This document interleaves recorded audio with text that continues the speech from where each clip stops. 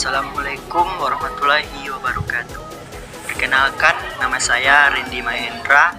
Sekarang kita akan membahas mengenai perang yang sedang terjadi di Eropa, yaitu perang antara Rusia dan Ukraina.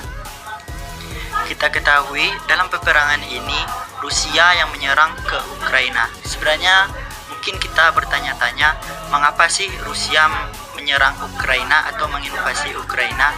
Jadi begini, dari dahulu Rusia telah lama menolak kedekatan Ukraina dengan institusi-institusi Eropa, Fakta Pertahanan Atlantik Utara atau yang disebut dengan NATO, serta Uni Eropa. Jadi baru-baru ini Putin mengklaim Ukraina adalah boneka Barat dan tidak pernah menjadi sebuah negara yang layak.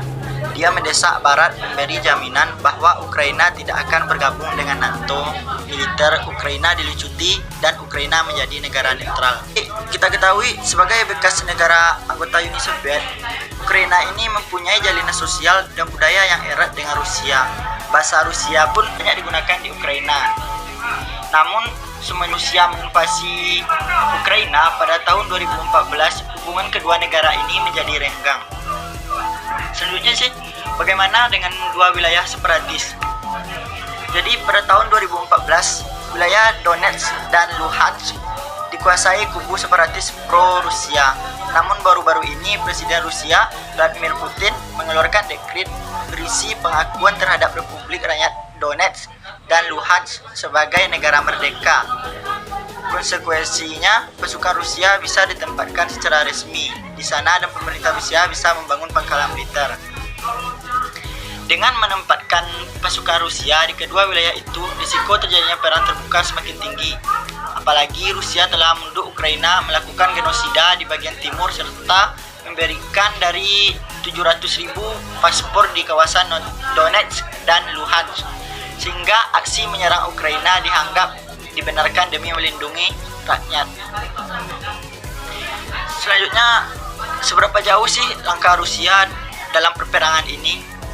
Jadi begini kawan-kawan, saat ini jelas bahwa Rusia ingin menggulingkan pemerintahan yang terpilih secara demokratis. Tujuan mereka, kata Rusia, adalah membersihkan Rusia dari tekanan dan membersihkan dari Nazi. Presiden Zelensky mengatakan, ia diperingati bahwa musuh menyasar saya sebagai target nomor 1, keluarga saya sebagai target nomor 2. Narasi yang dikembangkan bahwa Ukraina dikuasai fasis pada 2014 secara rutin dikembangkan Kremlin melalui televisi. Putin menyatakan akan membawa ke pengadilan mereka yang melakukan kejahatan berdarah terhadap warga sipil. Namun Rusia menghadapi perlawanan dari penduduk Ukraina juga. Pada Januari lalu, Inggris menuding Moskow mencoba memasang pemerintah pro-Moskow di Ukraina. Klaim yang ditolak Rusia saat itu salah satu informasi intelijen yang belum dipastikan menyebutnya. Jadi Rusia ingin memecah Ukraina menjadi dua bagian. Menjelang penyerbuan, Rusia menempatkan 200.000 pasukan di dekat perbatasan Ukraina di wilayah timur, Luhansk dan Donetsk. Dengan mengakui wilayah separatis yang dikuasai Rusia, Putin memberitahu dunia bahwa wilayah itu bukan lagi wilayah Ukraina. Putin juga punya lain menerapkan larangan terbang atau memblokade pelabuhan-pelabuhan Ukraina atau menempatkan senjata nuklir di Belarus, tetangga Ukraina. Dia melancarkan serangan siber. Laman-laman resmi pemerintahan Ukraina tidak berfungsi pada Januari dan bank-bank terbesar Ukraina mengalami serangan siber pada pertengahan Februari. Mungkin kita dalam pikiran kita bertanya-tanya, apa sih yang diinginkan oleh Presiden Rusia atau yang dinamakan atau Pak Putin lah. Jadi Rusia membuat tonggak sejarah ketika mengultimatum NATO dan menuntut agar 3 permintaan dipenuhi. Yang pertama permintaannya ialah Rusia ingin ada jaminan hukum bahwa NATO tidak akan lagi menerima keanggotaan. Bagi kami, benar-benar harus ada kewajiban untuk memastikan Ukraina tidak akan pernah menjadi anggota NATO. Itu kata Wakil Menteri Luar Negeri Rusia Sergei Ryabkov.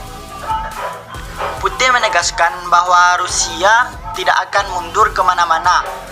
Apa mereka pikir kami hanya duduk diam Begitu kata Presiden Rusia Vladimir Putin.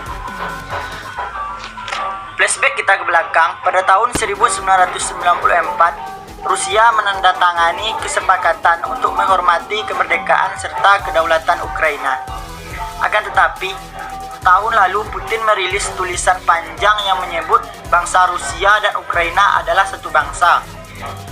Dia juga mengklaim negara modern Ukraina diciptakan seutuhnya oleh komunis Rusia. Dia memandang kolapsnya Uni Soviet pada Desember 1991 sebagai disintegrasi Rusia yang syarat sejarah. Putin menekankan bahwa jika Ukraina bergabung dengan NATO, fakta pertahanan tersebut akan mencoba balik menduduki Crimea. Tuntutan Putin lainnya adalah NATO tidak akan menempatkan senjata penyerang dekat perbatasan Rusia. Kemudian NATO harus melucuti semua infrastruktur dan pasukan dari negara-negara yang bergabung dengan fakta pertahanan sejak 1997. Negara-negara tersebut mencakup negara di kawasan Eropa Tengah, Eropa Timur, dan Balkan. Intinya, Rusia ini ingin NATO kembali lagi ke perbatasan sebelum 1997. Setelah Putin mengatakan ini, selanjutnya apa sih kata NATO atas tanggapan Putin ini? Jadi NATO adalah fakta pertahanan yang punya kebijakan pintu terbuka bagi anggota baru. Seluruh 30 negara anggota NATO juga berkeras kebijakan itu tidak akan berubah. Presiden Ukraina telah meminta kerangka waktu yang jelas dan terukur untuk bergabung dengan NATO. Tapi perlu waktu sangat lama untuk mewujudkan hal itu, sebagaimana ditegaskan Kanselir Jerman. Tuntutan Rusia bahwa harus ada anggota NATO tidak melepaskan keanggotaannya jelas tidak mungkin terjadi.